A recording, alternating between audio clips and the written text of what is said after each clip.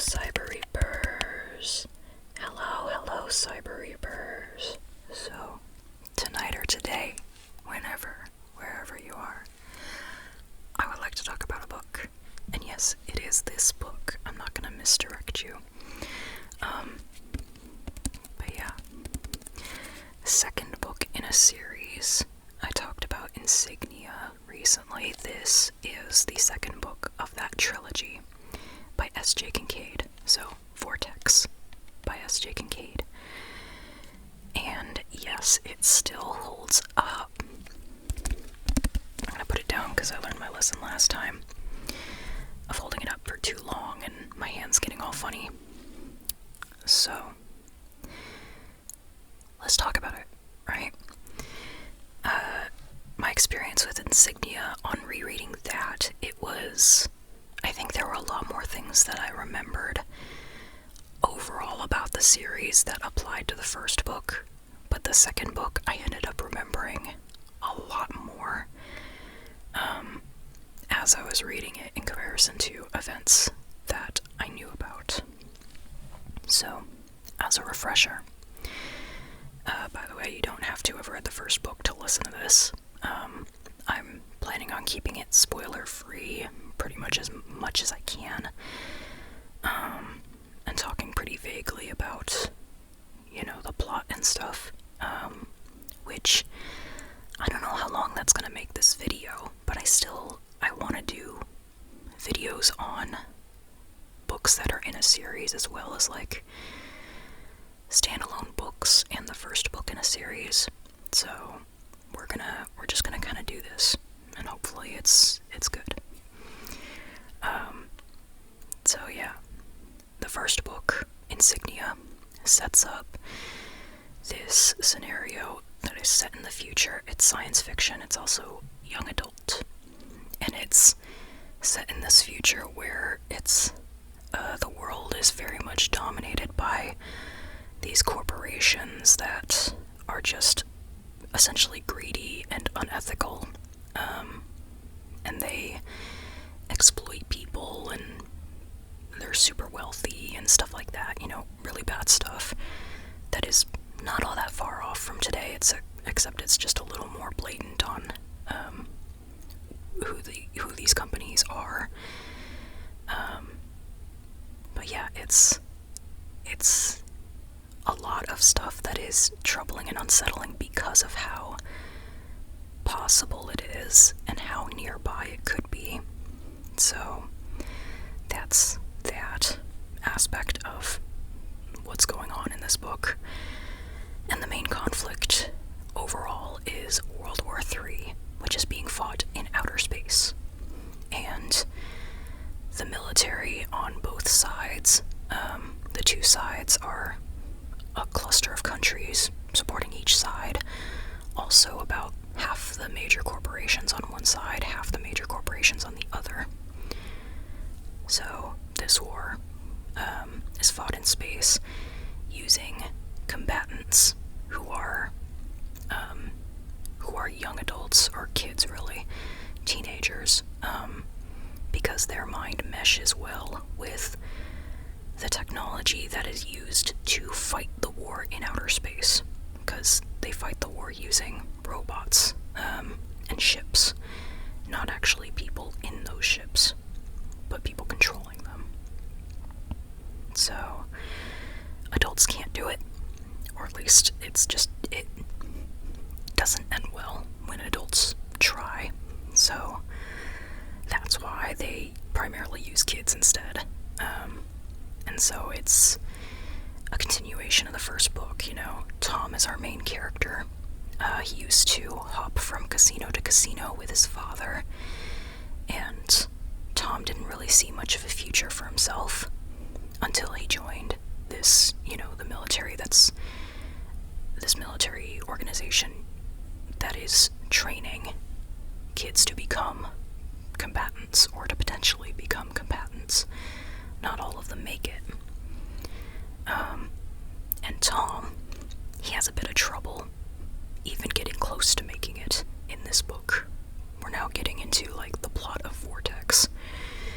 Because after all the shenanigans Tom went through in the first book, he's made enemies, and those enemies are willing to follow through with their threats.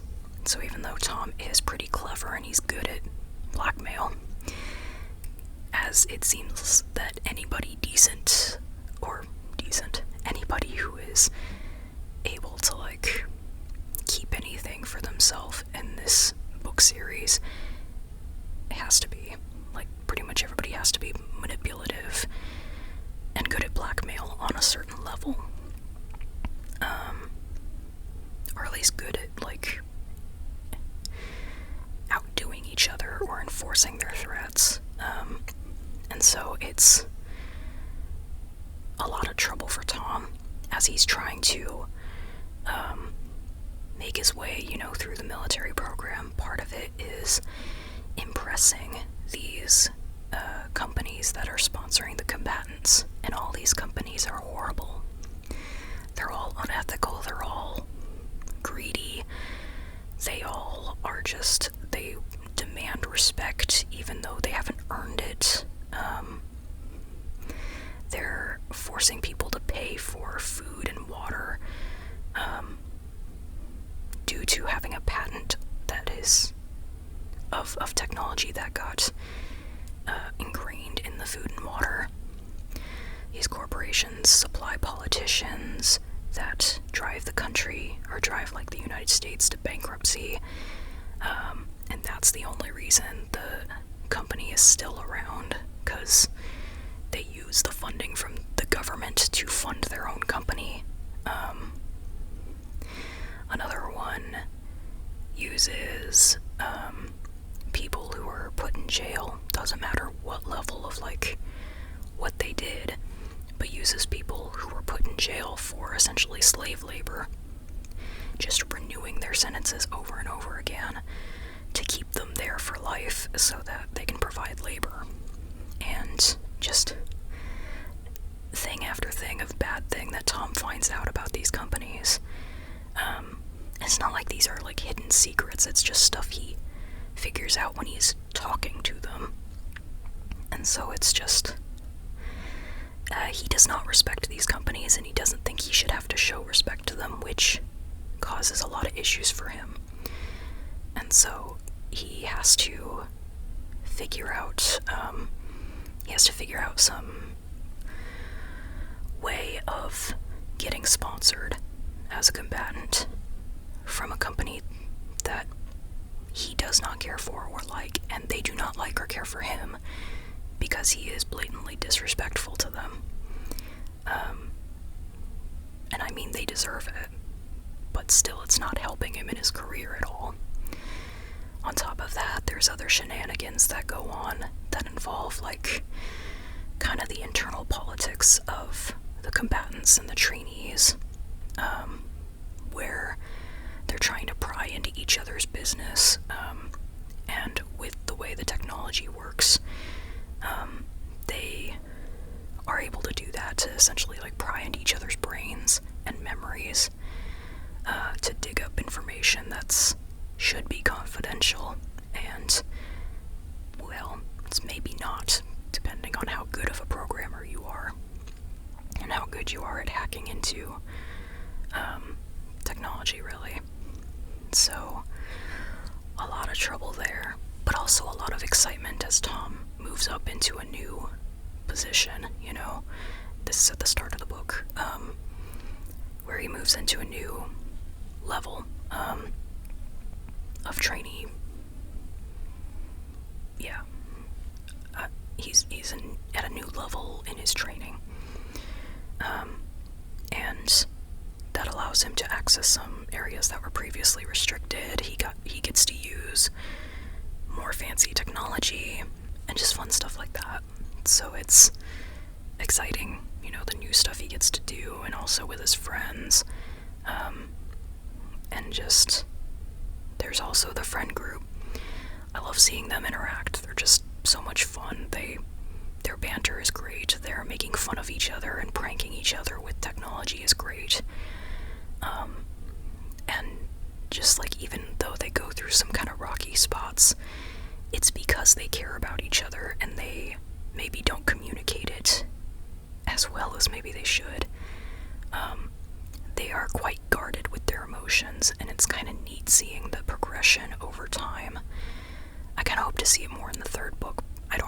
if they become more just better at communicating their feelings, but they are very, they tend to lock up their really vulnerable feelings and they don't communicate, and even like going to talk to the social worker, who like can stand up for the trainees against the military if they need her, or they can just talk to her about, mental health problems. They kind of shun that. They're like, no, we don't need to talk about our mental health.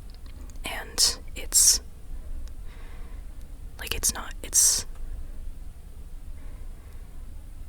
something that I feel very much like, yeah, this sounds like teenagers, especially ones in their position, because they're trying not to show anything that would be viewed as weakness. But I think over time, it starts to be portrayed more as, no, hey, maybe it's not weakness to actually talk about things. In addition to like Tom's friend group interacting, I really just like seeing Tom's antics. There are definitely moments where I'm like, oh yeah, this character is flawed, because he has so much pride, and it would be so much easier if he just didn't, and if he just learned to play the game around him, the politics game. And so he just, like, over the course of the book, he does undergo character growth. I'm not gonna like go into specifics on that, but it's really neat seeing how his mindset changes. I think I can at least say he becomes more cynical. All the characters, though, change over the course of the book. Like, not just the main characters, but I feel like the side characters, they all have really interesting arcs. And like one of Tom's mentors, or kind of mentor figures, his name is Elliot. I really liked how the whole time Elliot was kind of trying to pull Tom into taking his advice of being, like, playing the game more politically and, schmoozing up to people who are just horrible. But Tom also kind of pulled Elliot back and kind of reminded him, hey, you have more power than you think you do. Maybe start using it. And so it's really neat seeing how they had an influence on each other. And just, yeah. Even though he isn't, like, in the book much, he still has that interesting aspect to his character growth in this story. And I really don't remember what happens to him in the third book. I hope he's doing alright. Who knows? I'm excited about the third book for that sort of reason. I don't remember much of anything about it. In fact, I don't think I remember a single, like, set event about it. I don't remember how it starts. I don't remember how it ends. So I don't know. I don't remember if Tom ever becomes a combatant. I don't remember if the war ends. I don't remember if, like, certain relationships get mended or broken or what. I'm just kind of along for the ride at this point, and I'm curious to see what I remember as I'm reading. Because, yeah, right now, I don't remember much. I think there were maybe 2 events of this book that I remembered going into it, and now I don't have any for the third book. The one I thought happened at the end of the first book did indeed happen at the end of this one, and that was interesting. Unfortunately, that's very spoiler heavy, so I'm not going to talk about that, but, just, yeah, I'm excited to reread the third one and remember it. Yeah. What else about Vortex? Oh, the main villain, or at least the main villain of the second book. I don't know if he remains consistently the main villain of the third book, but he really showed his formidable side in this book. I take him seriously, he makes good on his threats, and he thinks several steps ahead, and and just what he ends up doing is it's quite brutal, to Tom, physically and socially, I would say, or emotionally as well, is kind of what I mean when I say socially. Yeah. So, formidable villain, that's definitely something this series has. And I think he really shows up more in the second book. So the first book, you know he exists, but I think it's really the second book when you start to realize, oh, there is a villain, at least one, you know? And there is also a love interest. And, I do like, in terms of the writing, but I don't like at the same time that they keep getting stuck against each other. Tom and his love interest keep getting pitted against each other by the war, the world, their companies, everything. It's you know. And I was just thinking about it today. I guess they are technically enemies to lovers, or rivals to lovers, maybe. Like, some people say enemies to lovers has to be if you're, like, if the characters are trying to kill each other initially. But I think in this case, I mean, they're enemies in the sense of they are not on the same side of the war. So, I think that qualifies, maybe not. It could just be rivals, but regardless, if that's your thing, this series has that. And it's kind of gut-wrenching sometimes. Yeah, that's all I'll say on that. And of course, when it comes to representation, like the first book, the cast has, a diverse bunch of nationalities among the cast, also people of color, and I think notably something different about the second book versus the first book. This is technically kind of a spoilery kind of thing, but I say it for the sake of representation, because I think this is a potential, like, selling point for, like, hey, this is something interesting about the series. But Tom becomes disabled in the second book. Specifically, or kind of more specifically, he becomes an amputee. And so, I think that's just something that I wanted to bring up, because that happens specifically in this book.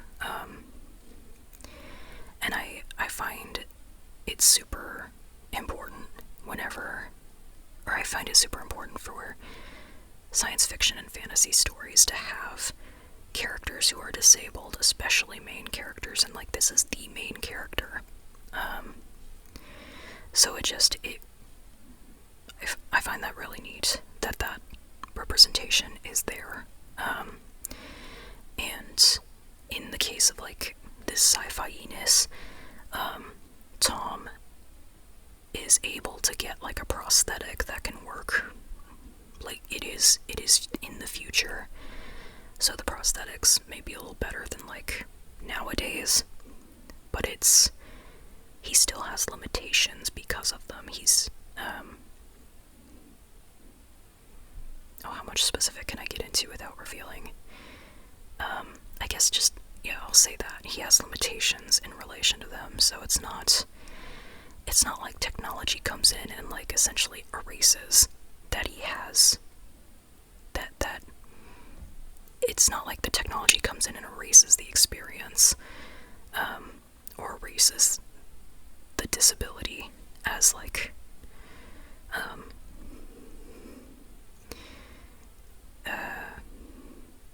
there's this balance in science fiction and fantasy where when representing a disabled character, from what I hear, it's very important to actually represent disability without erasing it with magic or future-y science, technology stuff, And it's entirely possible to have, like, say, a character set in the future who is an amputee, has like a prosthetic that is more high-tech than nowadays, but you also don't have to like completely erase like modern day experiences in relation to being an amputee in the future, you know? Because if you do, it's it reminds me of that book, that anthology, the 50 disabled stories. I forget the title. I think you can find it though on my channel if you want, or I'll put it in the description. But the point of showing disabled characters in fantasy in the future is to essentially to not erase their existence, to say you have a place in this world, you have a place in fantasy, you have a place in the future, you belong. And not putting disabled people in the future in fantasy is essentially saying, no, you don't belong. And if you put them in like the future of fantasy and you just like erase all the difficulties related to like their disability, it's kind of like negating the problems they face with it modern day. So it's just, from what I hear, it's a fine balance of you gotta do your research to figure out what is important, to not erase. Like you want to represent disability in science fiction and fantasy, speculative fiction,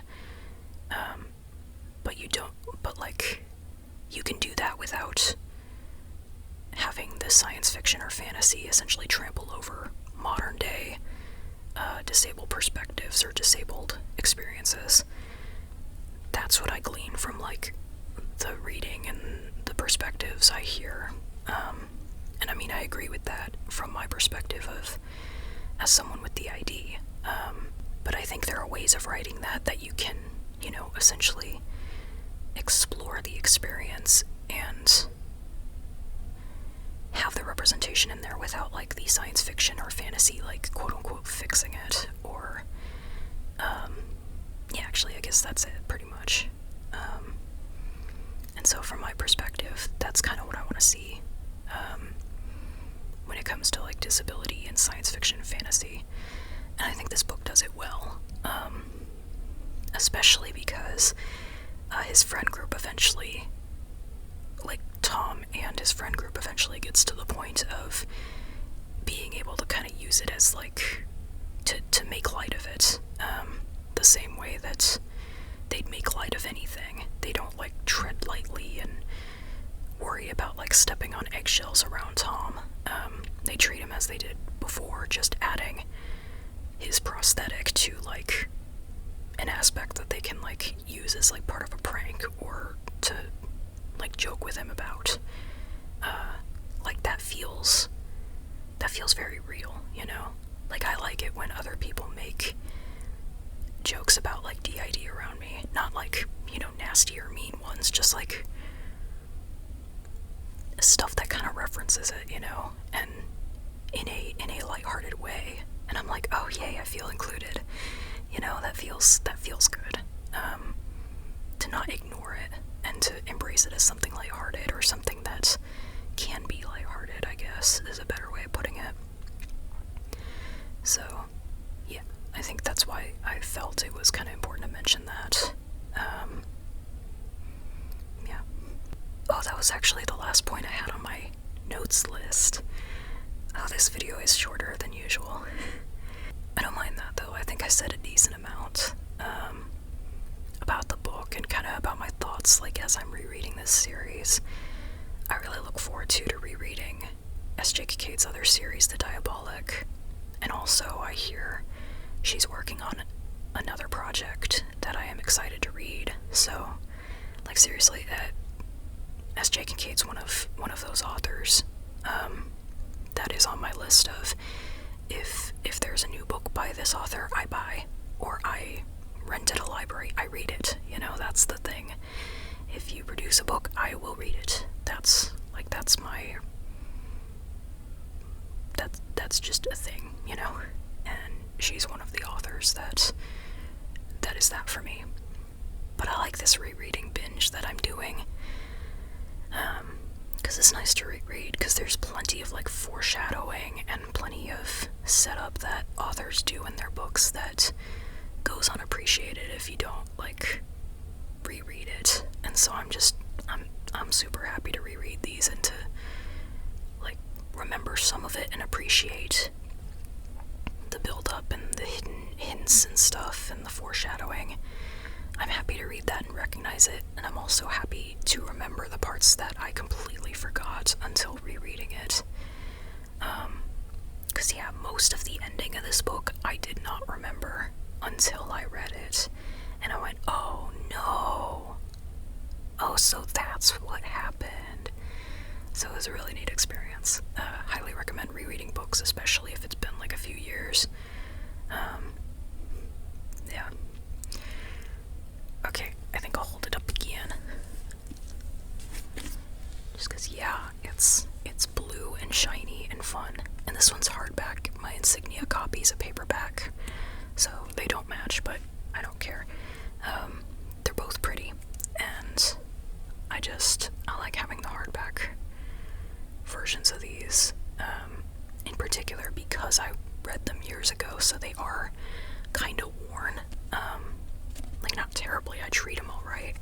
It's just, it's just what happens if you, keep a book for a few years after you read it and then reread it. So I'm just kind of happy that it's getting reread.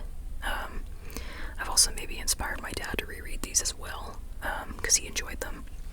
He still hasn't read the final book of the other series because he was waiting for me to read it, and then I read it and he got busy.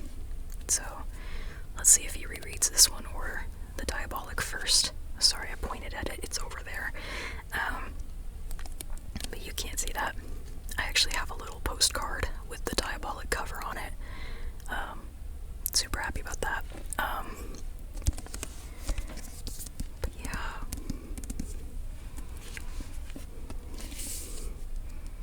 So yeah, this book's a fun time. If you want to you know what, that word works. If you want a feisty protagonist, that's him. Like, he is the feisty protagonist, Tom. So, yep. And he gets in a lot of trouble. But yeah, I guess that's all I have to say on that for right now. Stay tuned, hopefully, for the third book. For me to give, a formal video on that, because I really don't remember any of it right now, and that feels super weird to me, knowing that I'm gonna reread this and remember everything all of a sudden. But right now, it's just completely blank. I don't know what happens in that book, so that's super exciting, and I look forward to talking about it. I also look forward to getting back to library books, because suddenly I have 3 library books that are ready for me, and I am not ready for them. So we're gonna see. We're gonna see what order I end up reading those in, if I do anytime soon. So yeah. Okay. Thank you so much for listening. You are an awesome listener, and I hope that whatever you do next, wherever you go next, that it is fun and or relaxing and or fulfilling or worthwhile to you. Ideally all 3.